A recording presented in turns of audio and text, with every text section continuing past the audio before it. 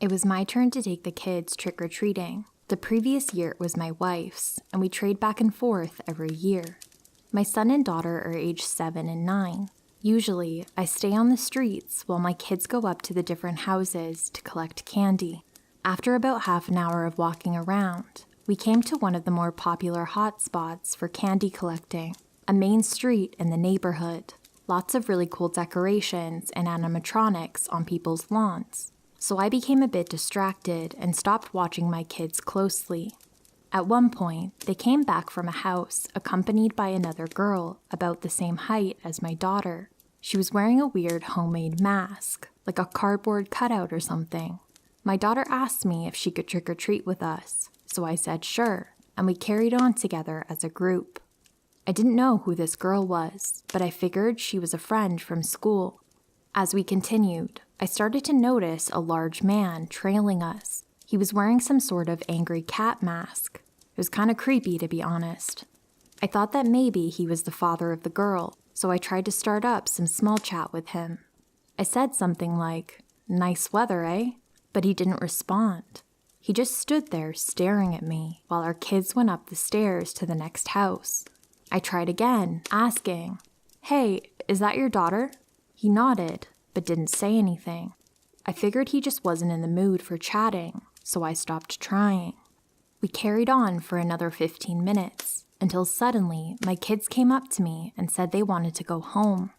This surprised me, as we hadn't been out for too long, and their bags were only about a third full.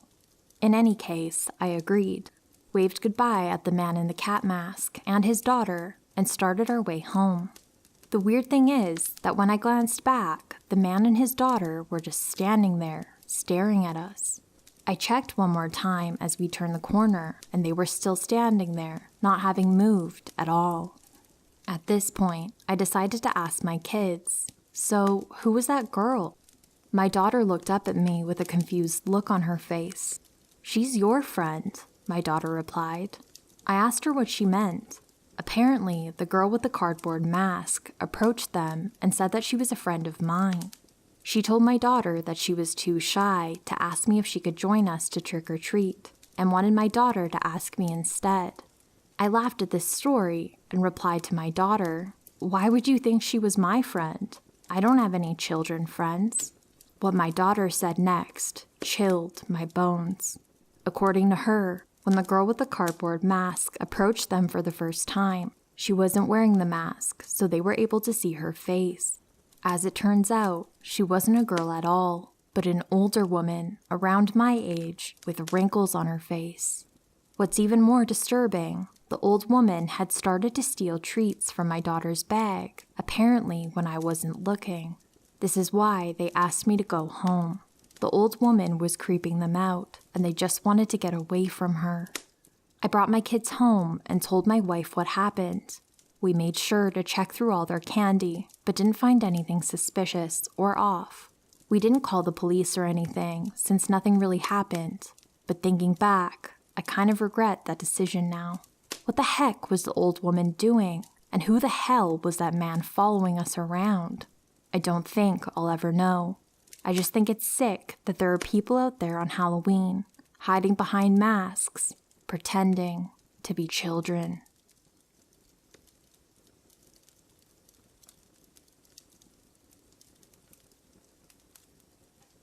I am a 25-year-old female. This happened to me last year. I live in a small town, not really a dangerous town, but it was becoming overrun with a lot of heroin addicts. The houses were all small ramblers, and there was maybe 50 feet between you and your neighbor's house. I lived in a corner lot with my pit bull. Due to the close proximity of the houses, I didn't have much of a yard for my dog to run around in, nor was it fenced in. When it was dark, or I didn't have time to walk her in the nearby park, I would hook her up to a yard leash I had connected to my small side deck. As a house in the corner, I didn't have a backyard, just slivers of land on each side of my house, enough for her to run around a little to do her business.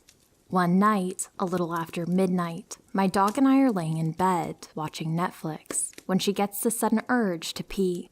She jumps up and starts crying by the kitchen door, which leads to the little deck on the side of my house. I lazily get out of bed, put on my robe, turn on the dim deck light, and hook her up to the leash. It was a nice summer night and clear skies, so I waited with her outside and looked at the stars. My dog wasn't one to do her business and come back inside. She had to sniff every inch of the yard before she's ready. At this point, she's sniffing behind the shed, out of sight. That's when I could hear a ratty car making its way down my street. My neighborhood has speed bumps to keep cars slow, so I could hear this car long before I would see it. This is late at night. Everything is silent, but it wasn't uncommon for a random person to be walking home from the bar in a drunken haze, or people going to work their graveyard shifts. I thought nothing of the car and continued waiting for my dog. She was still out of sight behind my shed when I saw the ratty old car about to pass my house. The driver must have noticed me too, because he stopped on top of a speed bump and parked in the middle of the street. The idle car was actually pretty quiet. I wasn't scared or nervous at first, just really confused. Was he drunk? Is he about to do drugs in his car? And before I could think of another explanation, he opens his car door and slowly starts getting out, making eye contact with me. It was dark, but he was definitely staring at me. He was a large, husky man, at least 6 feet tall. I was surprised he could fit comfortably in that tiny little sedan. He gets out of the car, leaving the door wide open, and starts to slowly walk down the walkway to the side of my house that leads to the deck that I'm standing on. He's moving awkwardly slow and a little hunched over, as if he was hiding behind a short, invisible wall. I am frozen. My brain isn't working fast enough to process what this man is doing, approaching me in the middle of the night. Meanwhile, my dog is still standing behind the shed, sniffing, oblivious to the stranger in our yard. He gets about 20 feet away from me, still too dark to see his face, and never breaking eye contact, when he starts reaching into his pocket. I gasped, and it was enough to grab my dog's attention. She casually walks from around the shed and sees the man. Immediately, she starts to chase after him and is barking so loud it is echoing through the otherwise silent street. He reacted quickly and ran back to his car, speeding off and scraping the bottom of his car on all of the speed bumps, not slowing down. I got my dog inside, thanked her with tons of love and treats, and called 911. I reported a suspicious person since he didn't really harm me or threaten me. The most he did was trespass. Due to the high rate of drug activity, an officer was only a couple of streets over and in front of my house within minutes. He walked through the yards looking for the man, while another officer drove around looking for the car that I poorly described. They didn't find him, and I stopped letting my dog out super late at night. I have since moved to a different state, a bigger house, with a bigger fenced-in yard, and now have 3 dogs. But to the man in the beat-up silver car, let's not meet again.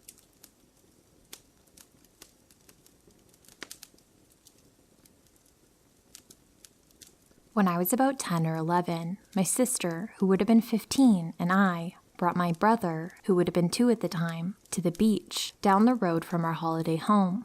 Just to add, this beach had a massive car park just in front of it, as it was often very busy during the summer. Anyway, I had been in swimming for a while, and when I was done, I went up to one of the shower things to rinse myself off. My sister and brother were waiting up there for me, my brother being in his pram. I had been wearing a wetsuit because it was absolutely freezing, thank you Ireland, so I asked my sister if she could zip the back of it down, as I wasn't able to reach it myself. The thing is, the shower area was on a slope, so there was no way she would have been able to bring the buggy down. So, she brought it as close to the edge as she could, which was no more than a foot or 2 away. She gave my brother one last look before turning to me and pulling down my wetsuit. This task took her no more than 10 seconds, but when she turned around, my brother and his buggy were gone. Of course, she immediately started panicking, looking around the area to find him. Next thing I knew, she took off running, screaming at people to help her. It was only when I looked that I saw this old man trying to put my brother into his car, an older woman in the driver's seat with the engine started. I could see that the distance between my sister and the car was quite a bit, and there was no way she was going to get there before they took off. And even if she did, I'm not sure how much she would have been able to do. So she kept screaming as she ran down the footpath, trying to get the attention of as many people as she could. To this day, I thank God for a random man and his wife standing near the car. He heard my sister screaming about our brother and the man putting him into the car. The man ran to the car and tried pulling my brother out of his would-be snatcher's arms while his wife rang the police. Luckily, he managed to get my brother out of the man's arms before handing him off to my sister, who had just gotten to them seconds beforehand. I don't know how it happened, but the would-be snatchers managed to get away, driving away from the beach. When the police arrived, my sister and the man who helped us gave us as much as they could in relation to descriptions of the two people, but they couldn't give any license plate number, as the car had none. I still think about it to this day, and one thought always crosses my mind. What would have happened if the man wasn't there to help us? I don't think I would have had a little brother after that, if it was the case.